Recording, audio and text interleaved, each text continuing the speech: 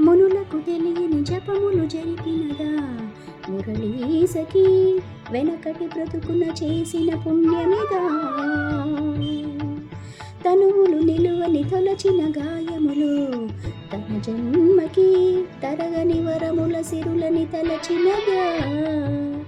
కృష్ణ నిన్ను చేరింది అష్టాక్షరిగా మారింది ఎలా ఎంత పెన్నిది ఎదురు తాను పొందింది వేణు మాధవ నీ సన్నిధి.